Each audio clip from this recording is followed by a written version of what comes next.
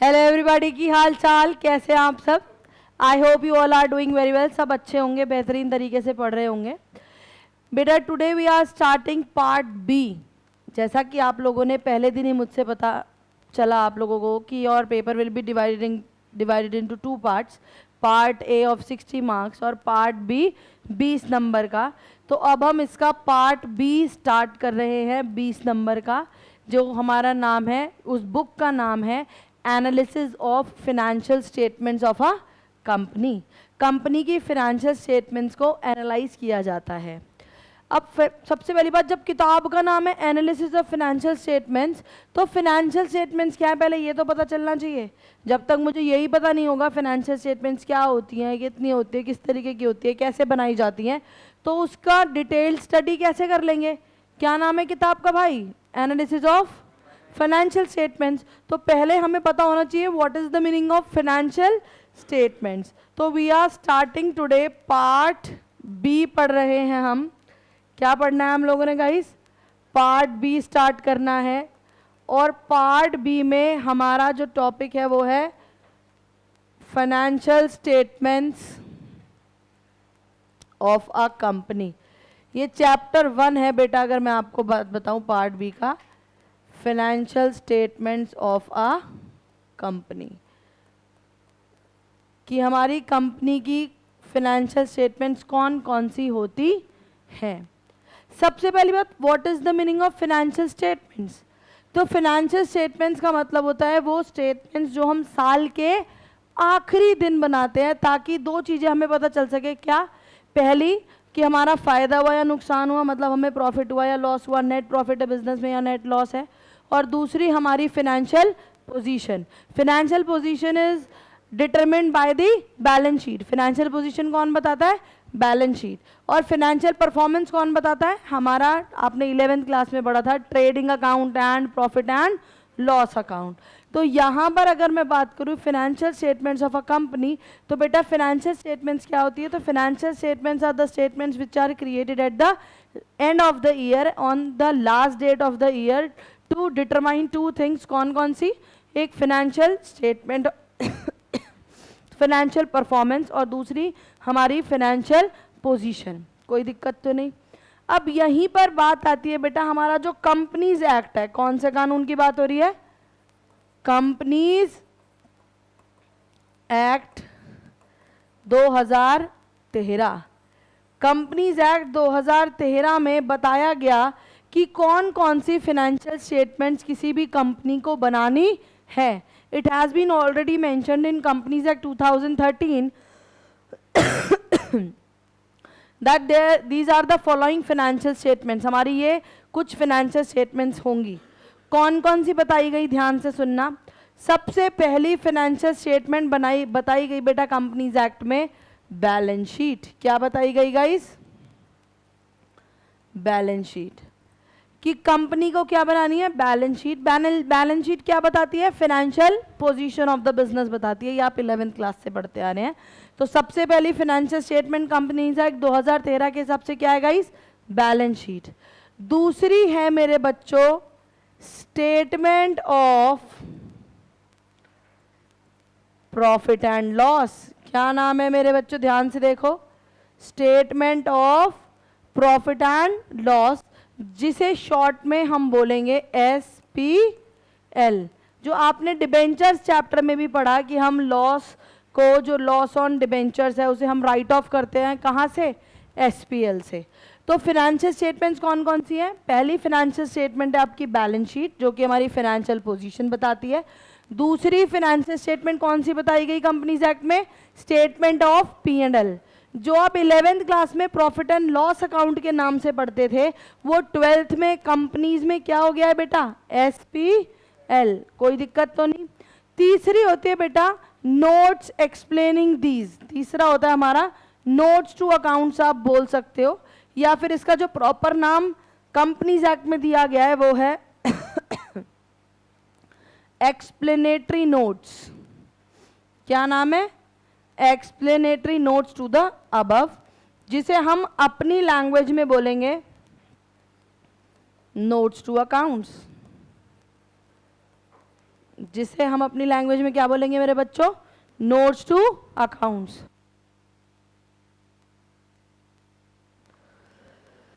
तो balance sheet 2013 के हिसाब से, हमारी कंपनीज एक्ट 2013 के हिसाब से कौन कौन सी फाइनेंशियल स्टेटमेंट्स हैं? पहली बैलेंस शीट, दूसरी statement of profit and loss, तीसरी हम एक्सप्लेनेटरी नोट्स देंगे इन्हें एक्सप्लेन करने के लिए। जैसे आपने मेरे से शेयर कैपिटल पढ़ा और डिबेंचर्स पढ़ा, तो उसमें आप लोगों को याद होगा हमने बैलेंस शीट में पढ़ा लॉन्ग टर्म बोरोइंग्स या शेयर होल्डर्स फंड, फिर उसमें शेयर कैपिटल, फिर शेयर कैपिटल का तुम क्या बनाते थे, नोट। याद है नोट नंबर 1 जिसमें लिखते थे ऑथराइज्ड कैपिटल, फिर इशूड कैपिटल, फिर सब्सक्राइब्ड कैपिटल। या जिन्होंने डिबेंचर्स पढ़ा उन लोगों ने पढ़ा था कि जब हम डिबेंचर्स को as a collateral security issue करते हैं तो हम बैलेंस शीट में कैसे लिखते हैं, सबसे पहले non current liabilities, non current liabilities में फिर हेडिंग आ जाती थी क्या, लॉन्ग टर्म बोरोइंग्स। तो लॉन्ग टर्म बोरोइंग्स में जो भी हमने लोन लिया है वो हम किस में लिखते थे, नोट्स टू अकाउंट्स में। जो हमने सीखा ना note number 1, note number 2, note number 3, उन्हें बोल देते हम क्या, एक्सप्लेनेटरी नोट्स। कोई दिक्कत, समझ आ रही है बात? इसके अलावा और क्या होते हैं मेरे बच्चों फाइनेंशियल स्टेटमेंट्स? तो इसके अलावा हमारी फाइनेंशियल स्टेटमेंट होती है कैश फ्लो स्टेटमेंट। कौन सी है गाइस, ध्यान से बताओ क्या लिखा है, कैश फ्लो स्टेटमेंट। इसका नाम आपने क्लास 11th में भी पढ़ा हुआ है, अगर आपको पता हो, जब आपने चैप्टर 1 किया था तो टीचर ने आपको वहां पर भी बताया होगा कि हमारा कैश फ्लो स्टेटमेंट होता है। अब ये होता क्या है, बनता कैसे है, अगर मैं बात बताऊं तो ये पार्ट बी का लास्ट पॉइंट है हमारा कैश फ्लो स्टेटमेंट। तो टोटल हमारी फाइनेंशियल स्टेटमेंट्स कौन कौन सी हो गई, balance sheet, profit and loss, explanatory notes, cash flow statement, और एक हमारा पॉइंट आता है statement of changes in equity. ये सिर्फ बड़ी बड़ी कंपनीज को बनाना होता है जिनके ऊपर इंड एएस लगते हैं। Ind AS, Indian accounting standards. 11th class में आपको चैप्टर नंबर, आपने अकाउंटिंग प्रिंसिपल्स इंड एएस नाम का एक चैप्टर पढ़ा होगा, वहां पर बताया जाता है अकाउंटिंग स्टैंडर्ड्स और इंड एएस। तो एक्सप्लेनेटरी, ये जो हमारा ये statement of changes in equity, ये सिर्फ बड़ी कंपनीज बनाती हैं जिन पर क्या लगता है गाइस, इंड एएस। तो मेनली जो फाइनेंशियल स्टेटमेंट्स है वो आपको ये 4 याद रखनी है, but for the sake of your general knowledge मैंने आपको बताया कि हमारी ये कितनी होती है, 5। Statement of changes in equity, तो पहला हो गया बैलेंस शीट, फिर हो गया एसपीएल, फिर notes to accounts. Notes to accounts क्या करेगा, इन्हें एक्सप्लेन करेगा। कैश फ्लो स्टेटमेंट, आपको पूरा का पूरा एक क्वेश्चन आता है गाइस 6 मार्क्स का, सबसे आखिरी क्वेश्चन जो आपके पेपर का 6 नंबर का होगा ना, वो यही होगा, कैश फ्लो स्टेटमेंट। हम इस चैप्टर, अभी चैप्टर आएगा जब हम ये किताब खत्म करेंगे, आज हम इस बुक की ओपनिंग कर रहे हैं, एक दिन हम इस बुक को क्या कर रहे होंगे, खत्म, तो उस दिन हम इसी चैप्टर पे होंगे गाइज। ये आपके सिलेबस का सबसे लास्ट चैप्टर है जो आप मेरे से पढ़ेंगे, कैश फ्लो स्टेटमेंट। आप ये मान लो अगर आप अगले 1.25 महीने तहजीब में पढ़ लिए, एकदम ढंग से रेगुलर होके पढ़ लिए, विद होमवर्क कर लिया, तो आपका ये 20 मार्क्स आपके हाथ में है। अगर ये 20 मार्क्स की किताब है गाइस, 20 मार्क्स बहुत मायने रखते हैं बच्चों पेपर में, 4% है आपकी 20 मार्क्स।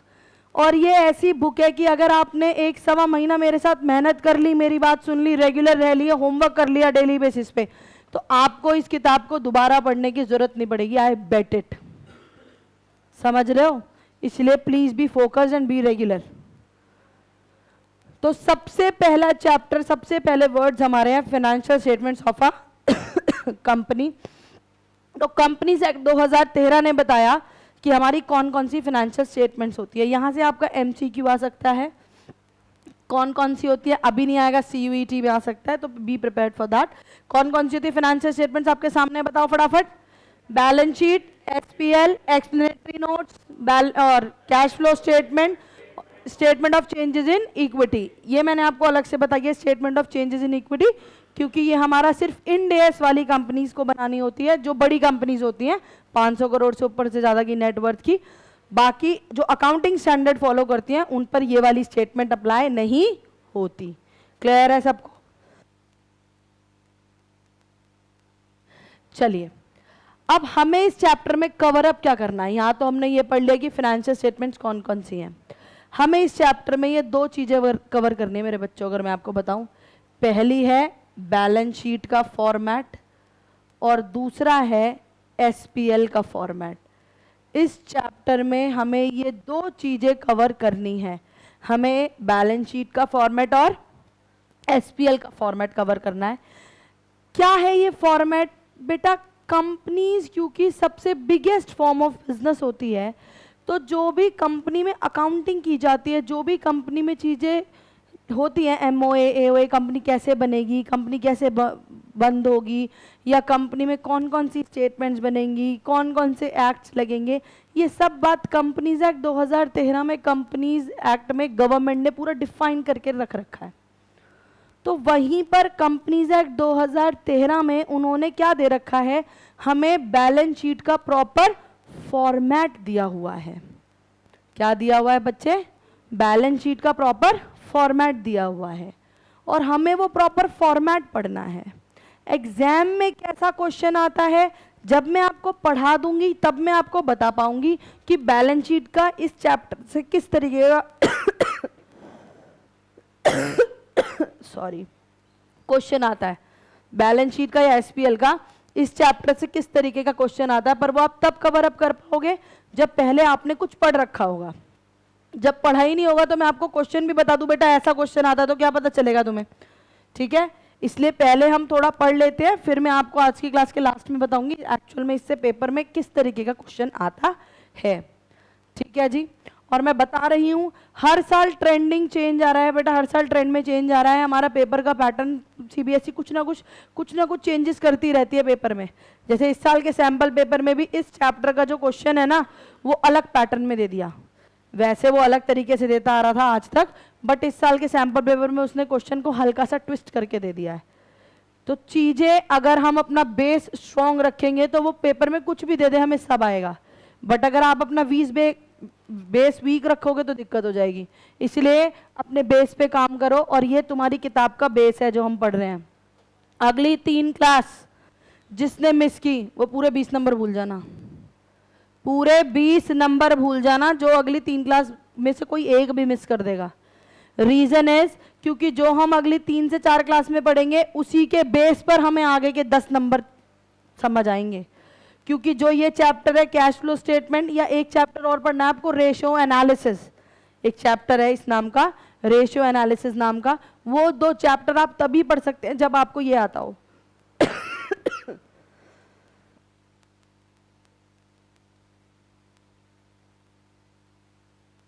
अगर ये नहीं आता तो नहीं होगी ये किताब, इसलिए ध्यान से। ठीक, आएंगे और हम स्टार्ट करते हैं बैलेंस शीट का फॉर्मेट। ध्यान से देखेंगे, और बैलेंस शीट का फॉर्मेट पहली बात कहाँ गिवन है मैं आपको ये बता दूं। बैलेंस शीट का फॉर्मेट गिवन है शेड्यूल 3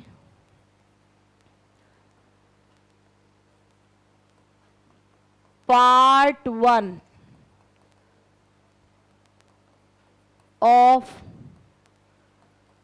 कंपनीज एक्ट 2013।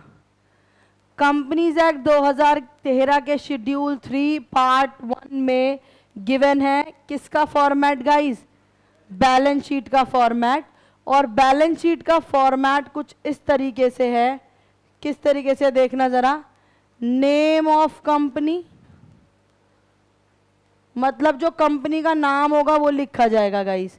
जैसे मान लो एबीसी लिमिटेड, तो हम यहां पर क्या लिखेंगे? एबीसी लिमिटेड कंपनी का नाम आ जाएगा। यहां पर लिखा जाएगा बैलेंस शीट एज ऑन, किस डेट को बना रहे हैं उस डेट का वो डेट आ जाएगी। और फिर यहां पर हमारा इस तरीके से फॉर्मेट आप लोगों ने अभी मुझसे पीछे भी सीखा था, याद है? हमने कवर अप की हुई है ये वाली बात शेयर कैपिटल और डिबेंचर्स में, बट हम फिर से एक बार दोबारा डिस्कस कर लेते हैं कोई बहुत बड़ी बात नहीं है। आइएगा गाइस, यहां पर क्या आएगा guys? Particulars.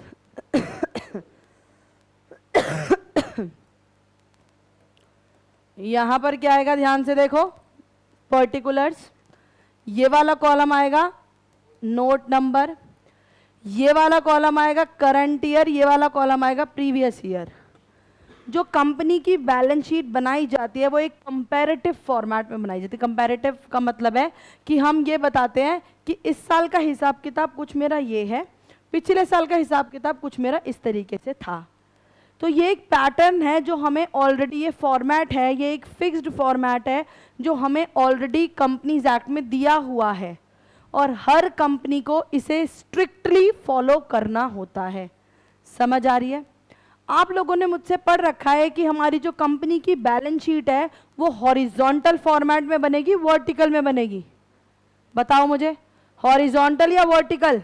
Very good, vertical format में बनेगी। वर्टिकल मतलब लंबा फॉर्मेट। ऊपर वाले पार्ट को क्या बोलते हैं हम? Equities and liabilities. और जो नीचे पार्ट बनता है उसे क्या बोलते हैं? Assets part. तो आज की क्लास हमारी टोटली किस चीज पर डिपेंड करती है? Equities and liabilities. तो हम बात करते हैं, सबसे पहला हमारा यहां पर जो पार्ट हमें पढ़ना है वो है हमारा कौन सा पार्ट है? Equity and liabilities. Equity and liabilities. मेरी बात ध्यान से सुननी है, आपको कुछ भी लिखने की जरूरत बिल्कुल भी नहीं है। ये हमारा इक्विटी एंड लायबिलिटीज पार्ट है। जब आप कुछ इस तरीके से बैलेंस शीट बनाएंगे तो ऊपर आएगी इक्विटी एंड लायबिलिटी पार्ट, फिर आएगा टोटल बैलेंस शीट का, उसके नीचे बनाया जाएगा एसेट्स पार्ट, कुछ कुछ बातें, और फिर इसका भी टोटल। जो फाइनली अगर इसका 10 लाख टोटल आ रहा होगा तो यहाँ पर भी 10 लाख ही टोटल आएगा। तो आज की क्लास में हम ऊपर वाला फर्स्ट पार्ट कवर अप कर लेंगे, कल की क्लास में सेकेंड पार्ट कवर करेंगे और हमारी बैलेंस शीट पूरी आप लोगों को समझ आ जाएगी। But please focus. हम आज क्या डिस्कस करने जा रहे हैं? बैलेंस शीट का कौन सा part? Equity and liabilities part बोलते हैं। क्या बोलते हैं इसे? पार्ट। जो आप लोग पार्टनरशिप में पढ़ते हैं, पार्टनरशिप में जब आप बैलेंस शीट पढ़ते हैं तो आप क्या कहते हो? मैम ये एसेट साइड जाएगा या मैम ये लायबिलिटी साइड जाएगा? बोलो हाँ या ना। क्यों? क्योंकि आप बैलेंस शीट बनाते हो कौन से फॉर्मेट में? हॉरिजॉन्टल फॉर्मेट में। ये एसेट साइड और ये लायबिलिटी साइड। बट यहां पर साइड नहीं बोल सकते ना, इसलिए upper part lower part part बोला जाता है। अपर लोअर मत बोल देना, मैं तुम्हें समझाने के लिए बोल रही हूं। ऊपर वाले पार्ट को क्या बोलते हैं? इक्विटीज एंड लायबिलिटीज पार्ट, और नीचे वाले पार्ट को क्या बोलते हैं? Assets part. समझ आ रही है बात? कोई दिक्कत तो नहीं? तो इक्विटी एंड लायबिलिटीज पार्ट में मेरे बच्चों हमें कंपनीज एक्ट ने बताया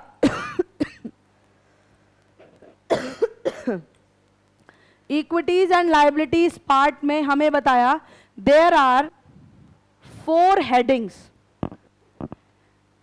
ब्लू कलर से, क्वाइट एवरीबॉडी, ध्यान से देखो, ब्लू कलर से तो मैं लिखूंगी हेडिंग, गाइस क्वाइट नाउ, और वाइट कलर से लिखूंगी मैं आप लोगों की सब हेडिंग। मैम ये क्या शब्द है, हेडिंग और सब हेडिंग? मुझे यही आपको सिखाना है कि बैलेंस शीट का फॉर्मेट जो आपको दिया गया कंपनीज एक्ट 2013 में, वहाँ पर आप लोगों को गवर्नमेंट ने कंपनीज एक्ट 2013 में ये बताया कि भैया कंपनी की बैलेंस शीट तो ऐसे ही बनेगी। इसी तरीके से आप आज जाके नेट पे अपने फ़ोन का सही यूज़ भी कर लेना, थोड़ी देर इंस्टाग्राम और रील से अपना ध्यान हटा के, अगर टाइम तुम्हें मिल जाए तो वहाँ पर ज़रा 1 मिनट के लिए गूगल पर डाल के देखना balance sheet of Reliance limited या बैलेंस शीट ऑफ टाटा या balance sheet of any company. तो आपको देखने के लिए मिलेगा इस तरीके की कोई बैलेंस शीट खुल के आ जाएगी आपके सामने, जो आज तुम मेरे से सुनने जा रहे हो, पढ़ने जा रहे हो, क्योंकि हर कंपनी को इसी पैटर्न में बैलेंस शीट बनानी है। समझ आ रही है बात?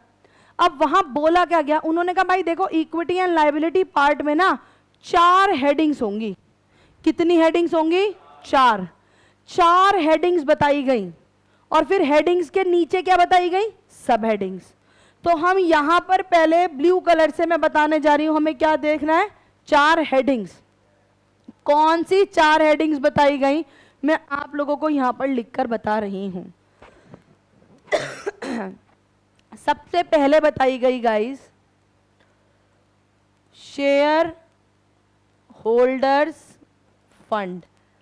सबसे पहली हेडिंग क्या है गाइस, शेयर होल्डर्स फंड। दूसरी बताई गई यहां पर share application money pending allotment. Ma'am ये क्या शब्द हैं, परेशान मत हो, हर चीज आप लोगों को समझ आ जाएगी, पर टाइम के साथ, अभी क्लास के बाद। तीसरी हेडिंग बताई गई मेरे बच्चों, जैसे इक्विटी एंड लायबिलिटी पार्ट है, तो ये 2 पॉइंट तो इक्विटी के हैं। इक्विटी मतलब होता है आपका कैपिटल, इक्विटी का मतलब होता है आपकी ओनरशिप, आपकी कैपिटल। तो इक्विटी के तो 2 ये हेडिंग्स हैं। ऐसी लायबिलिटी की भी 2 हेडिंग्स है बेटा। आपने 11th क्लास में पढ़ी थी लायबिलिटीज 2 तरीके की होती है, सर पता है आपको? 11th में हमने पढ़ा था लायबिलिटीज 2 तरीके की होती है। वेरी गुड बेटा, current and non current liabilities. Current liabilities वो लायबिलिटीज होती थी जो आप 12 महीने के अंदर अंदर रीपे करेंगे, और नॉन करंट लायबिलिटीज कौन सी होती थी, जो आप 12 महीने के बाद रीपे करेंगे, है ना, जो आप 12 महीने के बाद रीपे करेंगे। तो गाइज यहां पर भी लायबिलिटीज में जो हमारी हेडिंग है, ये तो 2 हेडिंग्स हो गई इक्विटी के नाम की, ऐसे कह सकते हो, और 2 ही लायबिलिटीज की, और वो जो आपने ऑलरेडी पढ़ रखा है, कितने तरीके की लायबिलिटी होती है, नॉन करंट और, तो यहां अगली 2 हेडिंग्स यही हैं। तीसरी है नॉन करंट लायबिलिटीज। क्या है मेरे बच्चों बताओ? तीसरी हेडिंग बोलो, नॉन करंट लायबिलिटीज। और चौथी हेडिंग क्या है हमारी? Correct, current liabilities. आपको फॉर्मेट की कमी ना हो इसलिए मैंने यहीं पर। फोर्थ है कौन सी गाइज? Current liabilities. तो total there are 4 headings in equity and liability part, namely पहली शेयर होल्डर्स फंड, दूसरी share application money pending allotment, तीसरी नॉन करंट लायबिलिटीज एंड चौथी करंट लायबिलिटीज। कोई दिक्कत तो नहीं? अब एक एक को बहुत डिटेल में समझाने जा रही हूं, ध्यान से सुनेंगे सब। सबसे पहली हेडिंग आपके सामने आ रही है equity share holders fund. Share holders fund का मतलब क्या होता है? नाम से ही पता चलता है, जो शेयर होल्डर्स का पैसा हो। शेयर होल्डर्स कौन होते हैं गाइस? जिसने मेरी कंपनी का क्या ले रखा हो? शेयर ले रखा हो। शेयर होल्डर कौन होता है? जिसने हमारी कंपनी का क्या ले रखा हो? शेयर ले रखा हो, वो हमारा शेयर होल्डर होता है। और शेयर्स भी कितने तरीके के होते हैं, याद है आपको? 2। Very good. कौन कौन से? इक्विटी और प्रेफरेंस, याद है ना? Very nice. तो शेयर होल्डर्स फंड का मतलब है मेरे ओनर्स का पैसा। शेयर होल्डर्स फंड का मतलब क्या है? मेरे ओनर्स का पैसा। तो मेरे ओनर्स का पैसा सिर्फ 3 ही नाम से आ सकता है बेटा। यहाँ है हमारी सब हेडिंग्स होती है 3। कितनी सब हेडिंग्स है? 3। कौन कौन सी? Leave it. कौन कौन सी 3 हेडिंग्स है? सबसे पहली शेयर कैपिटल, दूसरी रिजर्व्स एंड, और तीसरी होती है मेरे बच्चों money received against share warrants. Warrants, सही सुना है? आइए और समझिएगा ये है क्या।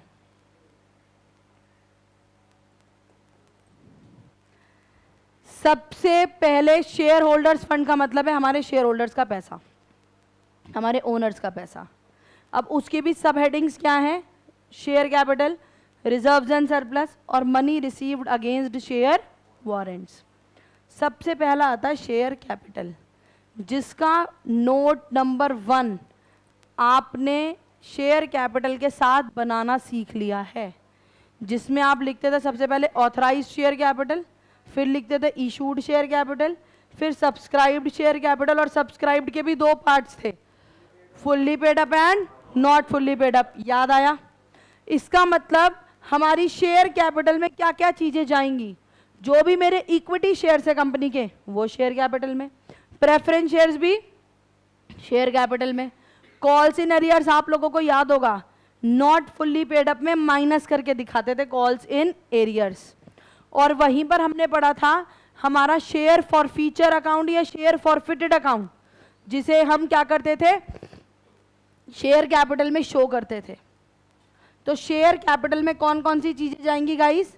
Equity shares, preference shares, calls in arrears और हमारा शेयर फॉर फ्यूचर अकाउंट। कोई दिक्कत? ये नोट आप लोगों ने पढ़ रखा है कंपनीज में शेयर कैपिटल में। जिन्होंने बैलेंस शीट की क्लास मिस कर रखी है, जब कवर अप होगा दोबारा से हो जाएगा, ठीक है? नहीं तो लिंक से पढ़ लो। Next, reserves and surplus. नाम से पढ़ो ध्यान से क्या लिखा है, रिजर्व्स एंड सरप्लस। रिजर्व्स क्या होता है? जैसे हमारे घर की सेविंग्स होती हैं, मम्मी घर में सेविंग्स करते हैं, उसी तरीके से बिजनेस की भी सेविंग्स होती है जिन्हें बोला जाता है रिजर्व्स। तो reserves are that part of profit which has been kept aside by the company for future uncertainties और फॉर स्ट्रेंथनिंग द बिजनेस। अगर एक मिस्टर ए है जिसके पास 10 लाख रुपए की सेविंग्स है और एक मिस्टर बी है जिसके पास 50 लाख की सेविंग्स है, कौन ज़्यादा स्टेबल पोजीशन में है? ए या B? B, according to savings. मैंने बाकी एसेट्स की बात नहीं करी है, सिर्फ सेविंग्स के पॉइंट ऑफ व्यू से पूछ रही हूँ। तो इसी तरीके से रिजर्व्स क्या होते हैं? बिजनेस की सेविंग्स। तो रिजर्व्स एंड सरप्लस। सरप्लस आपको और डिटेल में समझ आएगा, नेट प्रॉफिट जो आता है उसे सरप्लस बोल देते हैं। तो रिजर्व्स एंड सरप्लस का मतलब है वो पैसा, वो प्रॉफिट्स जो बिजनेस क्या करता है फ्यूचर के लिए उठा के रख देता है, उसे बोलते हैं रिजर्व्स एंड सरप्लस। कोई दिक्कत तो नहीं? जैसे आप लोगों ने मेरे साथ कंपनीज में दोनों चैप्टर में पढ़ा, क्या क्या वर्ड्स पढ़े याद दिलाऊं? सबसे पहले पढ़ा सिक्योरिटी प्रीमियम अकाउंट। वो सिक्योरिटी प्रीमियम अकाउंट हमारा बेटा एक तरीके का रिजर्व है, समझ रहे हो? सिक्योरिटी प्रीमियम हमारा क्या था? फायदा। जो कंपनी एक्स्ट्रा पैसा सामने वाले से मंगाती थी, 10 का शेयर 12 में इशू करती थी, 2 रुपए क्या आता था? फालतू। तो वो 2 रुपए का फालतू क्या है हमारे लिए? रिजर्व्स है। तो सिक्योरिटी प्रीमियम अकाउंट कहां जाएगा? बैलेंस शीट में कहां जाएगा security premium account? Reserves and surplus. पता है क्वेश्चन क्या आता है? क्वेश्चन कहता है बताओ सिक्योरिटी प्रीमियम अकाउंट कहां रिकॉर्ड होगा? आपका आंसर पता है क्या होगा? Under the heading share holders fund and सब हेडिंग रिजर्व्स एंड सरप्लस। ऐसे जवाब दिया जाता है, पहले हेडिंग का नाम फिर उसकी सब हेडिंग। समझ आ रहा है? तो सबसे पहले आपने पढ़ा क्या? Security premium. एक वर्ड आपने पढ़ा था कैपिटल रिजर्व, याद है? जब हम बिजनेस खरीदेंगे और मान लो बिजनेस की नेट वर्थ है 10 लाख और वो बिजनेस तुम खरीद के ले आए 8 लाख में सस्ते में, तो 2 लाख का तुम्हारा क्या था? फायदा। वो 2 लाख तुम कहाँ रिकॉर्ड कर रहे थे? याद करो, कैपिटल रिजर्व में। अरे एंट्री याद करो, अदर देन कैश की, asset account debit to liability to vendor, purchase consideration, balancing figure, goodwill या कैपिटल रिजर्व। तो कैपिटल रिजर्व क्या हो जाएगा बताओ? Reserves and surplus. कोई प्रॉब्लम? इसके अलावा आपने पार्टनरशिप में पढ़ा है workman compensation reserve, investment fluctuation reserve, general reserve. ये सब रिजर्व्स के एग्जांपल्स हैं। जो आपने रिटेन्ड प्रॉफिट्स पढ़े थे ना, याद है? रिटेन्ड प्रॉफिट्स पढ़े थे आपने पार्टनरशिप में मेरे से 6, general reserve, reserve fund, contingency reserve, workman compensation reserve, investment fluctuation reserve, P&L account का क्रेडिट बैलेंस, ये सब होते हैं reserves and surplus. Clear to you all people? समझ आया अच्छे से?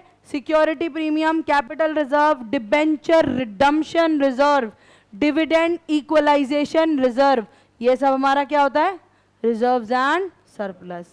कोई प्रॉब्लम तो नहीं? पक्का समझ आया सबको? All right. Next, money received against share warrants. अब जैसी मैं यहाँ वारंट्स बोलती हूँ, शेयर वारंट्स, बच्चा कहता है मैडम ये क्या है? ये क्या है शेयर वारंट्स? बेटा शेयर वारंट क्या होता है? कंपनी ना एक पेपर देती है, लोगों से कहती है ले लो जिसे भी मेरा ये वारंट चाहिए ये ले लो, 10 रुपए का वारंट है मान लो। अब ये 10 रुपए का वारंट होता क्या है, वारंट में ना वो प्रॉमिस लिखती है कि भाई फ्यूचर में आगे चल के मैं तुझे इस पेपर के बदले क्या दे दूंगी, फ्यूचर में मैं इस पेपर के बदले में तुझे अपना शेयर दे दूंगी। समझ आ रही है बात? ऐसी बात कहाँ लिखती है वो कंपनी, कहाँ लिखती है उस वारंट में।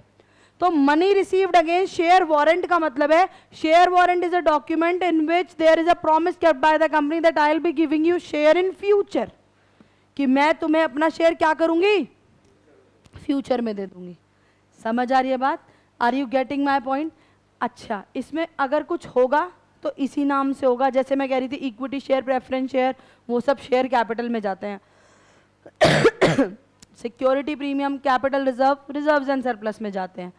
ये वाला जो एम है, money received against share warrants, ये आएगा तो इसी नाम से आएगा, इसके अंदर कुछ नहीं है, मतलब इसके अंदर कुछ लिखने के लिए नहीं है, ये होगा तो इसी नाम से होगा, नहीं तो किसी और नाम से नहीं होगा। तो सबसे पहली हेडिंग आपने मेरे साथ कवर अप करी, बोलिए क्या? Share holders fund. Share holders fund की शॉर्ट फॉर्म क्या है?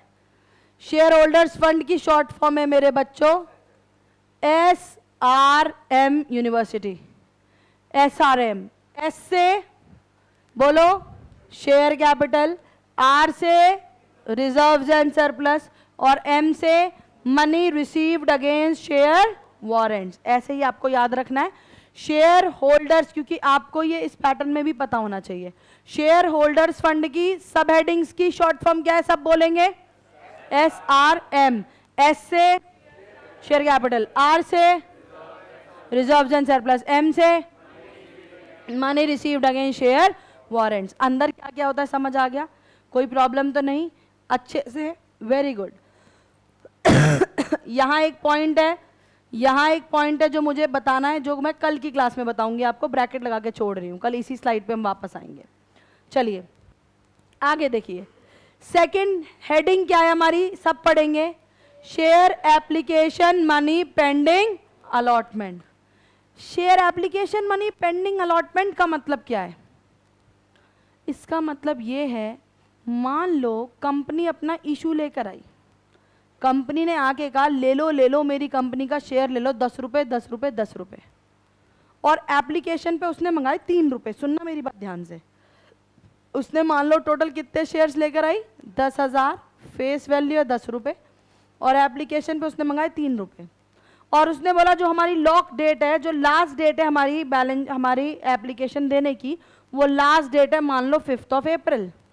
वो लास्ट डेट क्या है? 5 अप्रैल। तो यार कुछ पैसा ऐसा भी तो होगा मेरे बच्चों जो कंपनी के पास 31 मार्च 2025 तक कुछ एप्लीकेशंस पहले भी आ गई होंगी, बोलो हाँ या ना? भाई लास्ट डेट अगर 5 अप्रैल है तो 31 अप्रैल तक कुछ एप्लीकेशंस तो आ गई होंगी। मान लो 7,000 एप्लीकेशंस आ गई थी कंपनी के पास, तो अब 31 मार्च को क्या वो ये कह दे ये मेरे शेयर का पैसा है? सोचो, मान लो अगर 7,000 आ गई थी तो 7,000 पे 3 रुपए, कितने पे रुपए आ गए थे कंपनी के पास, जल्दी बताओ? 21,000। बोलो हाँ या ना? तो अब जो वो 21,000 रुपए आ गए, क्या मैं वंशिका से ये कह दूं मैंने शेयर दे दिए? नहीं। क्यों? क्योंकि लास्ट डेट तो अभी बाकी है मेरे दोस्तों। तो लास्ट डेट जब तक नहीं पता चलेगी, मिनिमम सब्सक्रिप्शन की कंडीशन नहीं पता चलेगी, बोलो हाँ या ना? अगर मिनिमम सब्सक्रिप्शन की कंडीशन पूरी होगी जब ही तो शेयर दोगे ना, बोलो? जब मिनिमम सब्सक्रिप्शन की कंडीशन ही पूरी नहीं होगी तो शेयर भी नहीं दोगे। तो इसीलिए क्या तुम 31 मार्च को कह सकते हो शेयर दे दो? नहीं। क्या तुम ये कह सकते हो पैसा वापस कर दो? नहीं, क्योंकि अभी 5 अप्रैल को खुलासा होगा कि मिनिमम सब्सक्रिप्शन पूरा हुआ या नहीं हुआ। तो ऐसे केस में जो तुम्हें ये 7,000 पे 3 रुपए मिले हैं, मतलब 21,000 रुपए मिले हैं, ये किस नाम से लिखोगे? ये 21,000 तुम लिखोगे किस नाम से? Share application money pending allotment. इसलिए क्योंकि हमारे पास कोई ऑप्शन नहीं था, ना तो भाई साहब वो मेरा कैपिटल का पैसा है क्योंकि मैंने शेयर नहीं दिए, ना ही मेरा वो कोई फायदा है किसी भी तरीके का, ना वो मेरा शेयर वारंट का पैसा है। तो इसलिए कंपनीज एक्ट में एक अलग हेडिंग दे दी गई और उस हेडिंग का नाम क्या दिया गया? Share application pending allotment. कि अगर खुदा ना खास्ता 31 मार्च को तुम्हारा कुछ पैसा पेंडिंग है जो अलॉटमेंट के लिए तुम्हें पहले मिल गया है, तो ऐसे पैसे को आप किस नाम से दिखा दो? Share application money pending allotment नाम से दिखा दो। यहां तक कोई दिक्कत तो बताइए। Clear guys? पक्का? नेक्स्ट हेडिंग बोलो क्या है? Non current liabilities. अब नॉन करंट लायबिलिटीज में क्या सब हेडिंग है? नॉन करंट लायबिलिटी में सबसे पहली और सबसे इंपॉर्टेंट सब हेडिंग है मेरे बच्चों, लॉन्ग टर्म बोरोइंग्स। अरे मैम ये तो सुना सुना देखा देखा सा लग रहा है। हाँ जी, क्योंकि अभी 2 क्लास पहले आपने मुझसे पढ़ा है debentures issued as collateral securities. वहां आपने ये टॉपिक मुझसे पढ़ा था कि हमारी नॉन करंट लायबिलिटीज में क्या वर्ड है? Long term borrowings. Long term borrowings का मतलब क्या होता है? लॉन्ग टर्म बोरोइंग्स का मतलब होता है वो पैसा जो हमने 12 महीने से ज्यादा के लिए क्या ले रखा है? उधार। वो पैसा जो कंपनी ने 12 महीने से ज्यादा के लिए उधार ले रखा है उसे क्या बोलते हैं गाइस? Long term borrowings. जैसे कि टर्म लोन्स। टर्म लोन्स क्या होते हैं? जैसे बैंक से लोन ले लिए, अगर हमने HDFC बैंक से कोई लोन ले लिया टर्म लोन, तो वो हमारा क्या है? हमने बैंक से 1 साल से ज्यादा के लिए पैसे लिए, यूजुअली 5 से 10 साल के लिए होता है, तो हमने वो लॉन्ग टर्म बोरोइंग्स में लिखना पड़ेगा बैंक लोन। जो कंपनी डिबेंचर इशू करती है, जो आपने डिबेंचर चैप्टर पढ़ा इससे पहले, जो आप डिबेंचर इशू करते हो वो डिबेंचर भी क्या होता है मेरे बच्चों?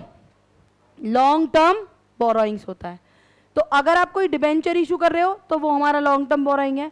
अगर बैंक से आपने कोई लोन ले रखा है टर्म लोन, वो भी आपकी लॉन्ग टर्म बोरोइंग्स है। ठीक है, आगे चल के एक वर्ड पढ़ोगे आप मुझसे, current मैच्योरिटीज of long term debts, वो डिटेल में समझाऊंगी, वो भी हमारा लॉन्ग टर्म बोरोइंग्स होता है। अभी के लिए आपको सिर्फ इतना याद रखना है, वो पैसा जो कंपनी ने किसी से क्या ले रखा है? उधार, कितने महीने से ज्यादा के लिए उसे क्या बोलेंगे? Long term borrowings. कोई दिक्कत तो नहीं? Clear to you all? Very nice. Next इसकी सब हेडिंग आती है गाइस, डेफर्ड टैक्स। हाँ, डेफर्ड रेवेन्यू एक्सपेंडिचर नहीं है, डेफर्ड टैक्स लायबिलिटीज। ये सिर्फ आपके सिलेबस में इसका नाम है कि डेफर्ड टैक्स लायबिलिटी होता क्या है, बट मैं आपको परसों की क्लास में इसका हल्का सा आइडिया दे दूंगी ये एक्चुअल में होता क्या है। हल्का सा आइडिया चलो अभी भी दे देती हूँ। डेफर्ड टैक्स लायबिलिटी होता क्या है बेटा? जो हम अकाउंटिंग करते हैं वो एज पर अकाउंटिंग स्टैंडर्ड्स की जाती है। हम जो किताबें बनाते हैं वो एज पर किसके हिसाब से बनाई जाती है? Accounting standards. पर जो मेरे देश का टैक्स सिस्टम है, जैसे इनकम टैक्स एक्ट की बात कर लो, तो वो इनकम टैक्स एक्ट अलग तरीके से बातें बोलता है। समझ आ रही है? जैसे आपने अकाउंटिंग में 2 मेथड्स पढ़े डेप्रिसिएशन के, बच्चों के लेवल की बात बता रही हूँ, SLM और WDV, है ना, रिटर्न डाउन वैल्यू। बट हमारा जब इनकम टैक्स की बात होती है तो वो 90% जो हमारी डेप्रिसिएशन है वो लगवाता है WDV मेथड से।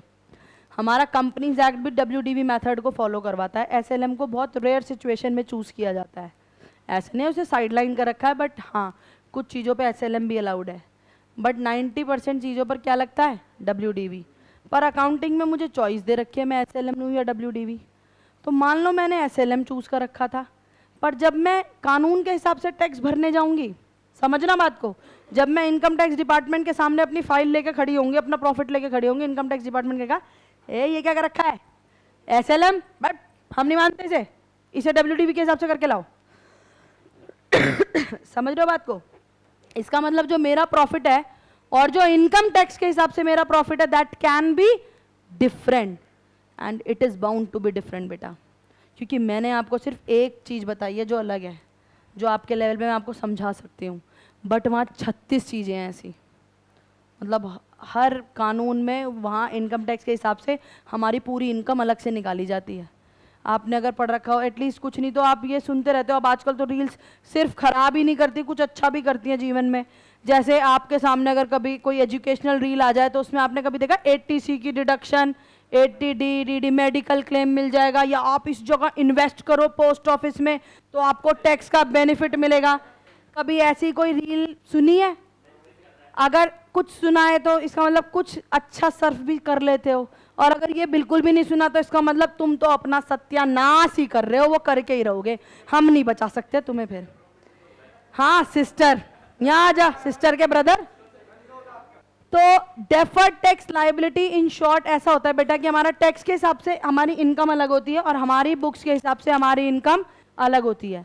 तो कई बार हमें एक्स्ट्रा पे करना पड़ता है और कई बार हमें पैसा वापस भी मिलता है, रिफंड भी मिलता है, तो वो एक तरीके से डेफर्ड टैक्स होता है। आपके लेवल पे इतनी बात छोटी सी बहुत थी, इसका मतलब भी नहीं है, सिर्फ इसका नाम है आपके सिलेबस में, मैंने तो फिर भी आपको बहुत टाइम दे दिया है। समझ आ रही है बात? तो नॉन करंट लायबिलिटी में पहली सब हेडिंग बताओ क्या है, दूसरी डेफर्ड टैक्स लायबिलिटीज, तीसरी होती है बेटा अदर लॉन्ग टर्म लायबिलिटीज। अभी बताऊंगी ये क्या होती है, अदर लॉन्ग टर्म लायबिलिटीज। और आखिरी सब हेडिंग अभी बताऊंगी इसका मतलब क्या है, डोंट वरी। यहां पर एक आखिरी इसकी सब हेडिंग होती है गाइस, नहीं यहीं पर लिखना है मुझे, लॉन्ग टर्म प्रोविजंस। खत्म बेटे खत्म, रुक जाओ। नॉन करंट लायबिलिटीज में हमारी 4 सब हेडिंग्स हैं। पहली लॉन्ग टर्म बोरोइंग्स, मतलब जो 12 महीने से ज़्यादा के लिए हमने पैसा ले रखा है। दूसरी डेफर्ड टैक्स लायबिलिटी, सिर्फ नाम है, ये नेट को एक्सप्लेन करूंगी मैं आपको बाद में क्या होता है। अदर लॉन्ग टर्म लायबिलिटीज, आखिरी पढ़ो पहले, long term provisions. Long term provisions का मतलब होता है वो प्रोविजंस जो हम लंबे समय के लिए बना के रखते हैं। 2 शब्द होते हैं, एक होता है रिजर्व्स वर्ड, एक होता है प्रोविजन वर्ड। अगर आपने 11th में पढ़ा है तो वेरी नाइस, अगर नहीं पढ़ा है तो अभी 2-4 क्लास बाद में 11th के बैच में प्रोविजन और रिजर्व का मतलब बताऊंगी, उसमें बैठ जाना। तो शुरुआत के 15 मिनट बैठ जाना, क्लियर हो जाएगा जिन्होंने नहीं पढ़ रखा।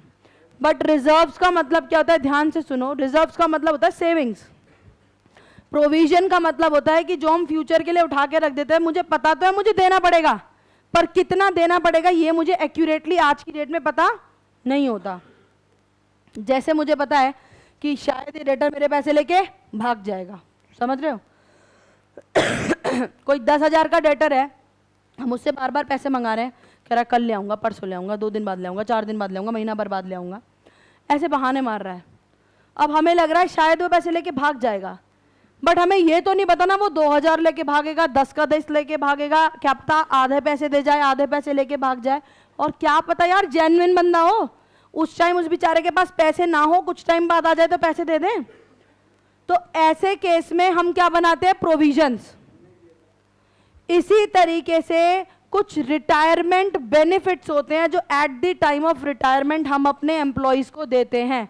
एक आप लोगों ने पढ़ रखा है बहुत पहले से, हाँ, प्रोविडेंट फंड, पेंशन।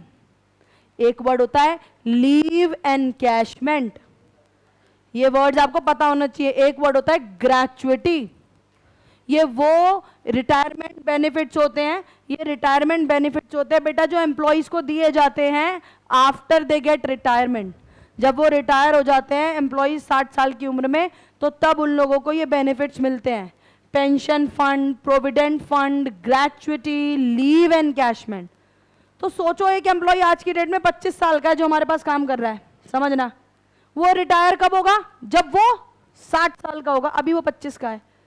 1 साल के बाद देना, बहुत सालों बाद देना है, बोलो क्या अभी देनी है उसे पेंशन या 60 साल के बाद देनी है? हाँ, बट उसका पैसा हम अभी से ही क्या करते हैं, रखना शुरू कर देते हैं, उस टाइम पे कहां से लाएंगे? समझ रहे हो बात को? अभी तो वो काम कर रहा है तो उसकी सैलरी में से थोड़ा सा डिडक्ट कर लेते हैं, थोड़ा सा हम अपने पास से डालते रहते हैं, तो इस तरीके से काम चलता रहता है। तो हमारा ये जो लॉन्ग टर्म प्रोविजंस हैं, इसके एग्जाम्पल्स मैंने आपको बता दिए। Provision for gratuity, provision for leave encashment, provision for जो भी रिटायरमेंट बेनिफिट्स है, लीव एनकैशमेंट, ग्रेचुइटी, पेंशन। तो ये सब कैसे प्रोविजंस हैं? लॉन्ग टर्म प्रोविजंस, जो हम कितने टाइम से ज्यादा के लिए बनाएंगे, लक्ष्य 12 महीने से ज्यादा के लिए बनाएंगे, ऐसे प्रोविजंस को बोलते हैं क्या? Long term provisions. पर अगर आपके मन में आ रहा हो ना प्रोविजन फॉर डाउटफुल डेट्स, वो लॉन्ग टर्म नहीं होता, वो शॉर्ट टर्म होता है, 12 महीने से कम के लिए बनाया जाता है। तो यहां पर पहले मेरे को बताओ, ये समझ आया? अदर लॉन्ग टर्म प्रोविजंस मतलब long term provisions, other long term liabilities. बेटा एक बात मेरी पकड़ के बैठ जाना, जिसका कोई नहीं होता उसका भगवान होता है, यही पढ़ा है ना?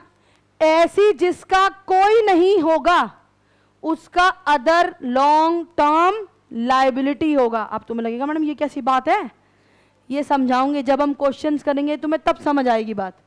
लगेगा वो लॉन्ग टर्म लायबिलिटी जैसा, ऐसा लगेगा वो लॉन्ग टर्म लायबिलिटी है, बट ना वो तुमने उधार ले रखा होगा, ना वो डेफर्ड टैक्स एसेट लायबिलिटी होगा, ना वो मेरा कोई लॉन्ग टर्म प्रोविजन होगा। तो वो इन सब में से जब कुछ भी नहीं होगा तो कहां जाएगा? अदर लॉन्ग टर्म लायबिलिटीज में जाएगा। एक शब्द तुमने ऐसा पढ़ भी रखा है, premium on, yes, premium on redemption account. पढ़ा था ना? पढ़ा था नहीं पढ़ा था? और भी बहुत सारी चीजें पता चलेगा अभी। पहले बताओ यहां तक कोई दिक्कत? क्या दिक्कत है बताइए? लॉन्ग टर्म प्रोविजंस बेटा जाग रहे थे ना, जब सो रहे थे, जब भी तो आपका ही नाम लिया था मैंने बेटा जी, क्योंकि मुझे पता सुन ही नहीं रहे थे आप। लॉन्ग टर्म प्रोविजंस का मतलब होता है बेटा वो प्रोविजन जो कंपनी 12 महीने से ज्यादा के लिए बनाती है। तो ऐसे प्रोविजंस कौन से होते हैं? ऐसे प्रोविजंस होते हैं हमारे जो रिटायरमेंट बेनिफिट्स के लिए बने हों, जैसे मैंने अभी नाम बताया, leave encashment, gratuity, provident fund, pension, तो वो प्रोविजंस यहाँ आते हैं। इसकी भी शॉर्ट फॉर्म होती है गाइस, निशु, इसकी शॉर्ट फॉर्म होती है, ध्यान से सुनो गाइस, इसकी शॉर्ट फॉर्म है एल डॉल। शॉर्ट फॉर्म क्या है? ध्यान से, जब हम पहली बार पढ़ते हैं ना तो ऐसा लगता है क्या करा रही है मैडम बच्चों वाली बात। आई बेट इट, आज से 2 क्लास बाद तुम्हें ये ऐसे रट जाएगा, ऐसे बोलोगे मैडम ना ना ना ना ना। अभी पहली बार जब सुनते हैं तो हमें अजीब लगता है, एल डॉल ये क्या है? कोई बात नहीं, 2 क्लास बाद यही समझ आ जाएगा क्या है ये। क्या है बताओ? एल, अबे ढोल नहीं है, एल डॉल। एल से बताओ गाइस, एल से लॉन्ग टर्म बोरोइंग्स, डी से ओ से, और एल से, ये याद रहना चाहिए पक्का। कल हम इसके आगे कंटिन्यू करेंगे, कल मिलेंगे सेम टाइम सेम जगह।